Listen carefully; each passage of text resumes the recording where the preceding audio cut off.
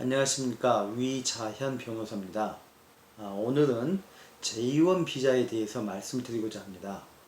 J1은 가장 흔히 많이 알고 있기로는 교환학생, 교환교수 비자입니다.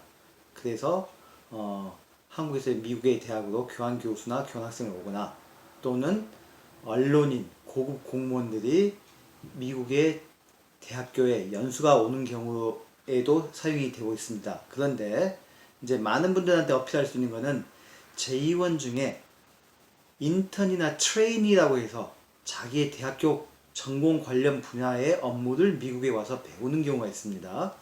그래서 한국에서도 대학교 한 3학년이나 4학년 또는 갓 졸업하신 분들이 학교에서 도와주거나 아니면 한국 정부가 도와줘서 J1으로 미국에 오시는 분들이 많이 있습니다. 그래서 이 부분에 대해서 말씀을 드리고자 하는데 한국에서 미국에 오시고자 하신 분들은 일단 희망하시는 게 미국에 가서 영어도 좀 배우고 비교적 선진 기업체에 가서 경영 시스템이든 업무를 하는 것들을 배우고 싶다. 그래서 우선적으로 한국계 기업보다는 미국 기업에 취업하고 싶어 하는 마음이 더 큽니다.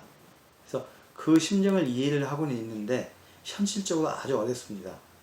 제가 아시는 분 중에 여기 이제 교포로서 미국의 큰 기업체에서 임원급으로 일하셨던 분이 있어서 이런 이야기를 넌지시 얘기했더니 자기가 아예 신규 직원을 정직원을 채용할 권한은 있는데 우리 회사 방침이 첫째 영어를 잘 못하고 한 1년 정도 인턴으로 있을 사람을 뽑지는 않는다. 아예 정직원은 내가 인터뷰하고 뽑을 수 있다. 그렇게 말씀하시더라고요. 그래서 보니까 미국의 인턴과 한국의 인턴이 보통 차이가 있습니다. 한국의 인턴은 대학교를 재학 중이거나 졸업하신 분들이 한국 기업체에 가서 1년 또는 2년 계약직 직원으로 일을 하고 약간의 급여를 받고, 그렇지만은 대부분 정직원으로 되지 않는 경우가 많습니다. 근데 미국의 큰 기업체는 주로 대학생들이 여름방학 때 2달, 석 달 일을 하고 고용주가 마음에 들면 그 사람들을 정식 직원으로 채용을 합니다. 그러니까 큰 기업체들은 정식 직원을 채용하기 위한 루트로 썸머 인턴을 하고 있기 때문에 한국에서 오시는 분과 미국의 기업체가 생각하는 게 달라지죠. 그래서 현실적으로 한국에 오신 분이 영어가 아주 능통하다고 해도 외국에서 온 사람을 곧바로 취업비자나 이런 것도 까다롭기도 하고 미국 기업체가 풀타임 직원으로 채용한 트랙으로 인턴을 뽑지는 않습니다. 그래서 한국에서 오신 분들의 기대에 부응하기 어렵습니다. 그 다음에 그럼 이제 한국계 기업체, 이거는 예를 들어서 이쪽에 있는 현대 기아 자동차나 그 협력업체 또는 SK나 또 현대 중공업 이런 기업체들이 있을 수도 있고요. 순수하게 교포들이 운영하는 비교적 중견 규모의 회사가 있을 수도 있습니다. 이런 경우에는 J1 인턴들을 많이 선호를 하고 있습니다. 선호하는 이유가 여러 가지가 있겠지만, 첫째, 미국 내에서 이분들이 오랫동안 이민 생활을 하고 있거나 아니면 주재로 나왔어도 실질적으로 영어로 이야기하는 것보다는 한국말로 하시는 게 더 편하기도 하고, 문화가 한국적인 문화를 가지고 있기 때문에 한국에서 오신 분들을 직원으로 채용하고 일을 하는 게 더 편해하기도 합니다. 그리고 실질적으로 미국 사람들보다 한국에서 오신 분들이 일을 더 열심히 잘하고 성실한 면도 있습니다. 그래서 한국에서 오는 J1들을 선호하는데, 이 경우에는 규모가 큰 회사라고 해도 한국에서 오신 분들이 단순한 사무 보조를 하거나 아니면 생산직에 파견되는 경우가, 생산직에 투입되는 경우가 많은데, 그러면은 영어를 유창하게 쓸 수 있는 기회는 비교적 적습니다. 미국에 있어서 전체적으로 영어를 쓰는 환경은 있지만은 업무상으로 영어를 쓰는 면에서는 좀 제한이 있을 수가 있고요.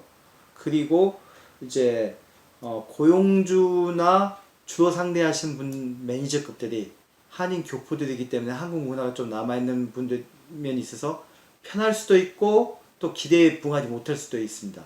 또 한 가지는 이런 부분들이 마음에 맞는다고 해도 자동차 협력업체 같은 경우들은 위치하고 있는 곳이 시골 지역입니다. 그래서 젊은 분이 오셔가지고 시골에 있기가 좀 따분해요. 마땅히 일 끝나고 놀러 갈 곳도 몇 곳 없고 도시도 작고 그래서 문화행사도 작다 보니까 좀이 쑤셔가지고 더 견디지 못하고 다른 곳으로 가시는 분들도 있습니다. 그러나 미국의 경험을 익혀보겠다 해서 오시거나 또는 이 기회에 그냥 미국에 가서 정착을 해야 되겠다 이런 생각도 있으신 분들은 초창기 몇 년 동안 조금 따분한 지역이 있다 하더라도 우리 이민 선배들은 오셔서 굉장히 많은 고생을 하시거든요. 그런 것들에 비하면 비교적 안정된 직장에서 안정된 수입을 받으면서 미국에 정착을 하려고 생각하시는 것도 좋은 방법이겠고요. 실제 고용주들 중에서는 한국에서 온 직원들이 성실해서 이분들에게 취업비자를 스폰서해주고 영주권 스폰서해준 경우도 많이 보게 됩니다. 그래서 제2원을 고려하시고 계시면은 실질적으로 미국에서 겪게 되는 것들에 대한 게 뭔지 좀 파악을 하시고 너무 막연하게 장밋빛 환상을 바라시는 않으시되 제2원으로 와서 일하시면서 미국에 정착하고 이민하는 것도 방법으로 고려해 볼 수 있다. 그렇게 생각해 보시면 좋겠습니다.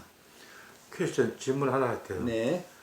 보통 한국에서 이제 대학교 졸업하든지 2학년 이상부터가 이제 제1에 해당되는데 네. 보통 오시는 분들이 전부 다 사무직을 원하고 예. 프로페셔널 잡을 갖다가 원해서 인턴을 하는 걸 알고 있어요. 예. 우리 위 변호사님이 지금까지 경험하신 것 중에서 지금 제가 말하는 것이 실질적으로 인턴들이 그런 일을 하시는지 아니면 한국에서 온 거하고 여기 와서 하는 게 환경이 완전히 바꾸니까 내가 대학교 졸업 공부하고 졸업해가지고 왔는데 여기 와서 박스 까고 이상한 것만 한다 그러면은 그거 우리 한국 사람들이 좀 이해가 안 가거든요. 지금까지 경험한 걸 갖다가 잠깐만 쉐어 좀 해주셨으면 그 분야에 대해서. 그 부분은 꼭 인턴뿐만 아니라 어떤 직업을 가더라도 처음에 감수해야 될 걸로 생각을 합니다. 예를 들어서 한국에서 대학원을 나오신 분도 회사 들어가면은 간단한 허드렛 일부터 복사하는 거, 팩스 보내는 것들부터 또 시작을 하고 저는 회사 들어가서 저것도 있습니다. 부서에서 경비 사용했던 거 영수증 모아가지고 종이다 풀로 붙이는 거 저 대학원 나왔는데 그런 일도 했거든요. 그래서 그거는 박스를 풀거나 짐을 옮기거나 그런 보조는 사실 꼭 인턴이 아니더라도 어느 분야를 가더라도 있을 수 있는 일이고 미국에 이제 맨하탄에 유명한 디자인 학교가 있습니다. 패션 디자인으로 유명한 학교를 나오신 분들도 유명한 패션 업체에 들어가서 처음에 굉장히 허드렛 일을 해요. 가자마자 앉아가지고 멋진 옷을 디자인하고 그러지 않습니다. 그게 어느 분야나 현실적이라는 것을 감안하시고 그런 상태에서 이제 제2원 오시는 것을 결정하시면 좋겠습니다.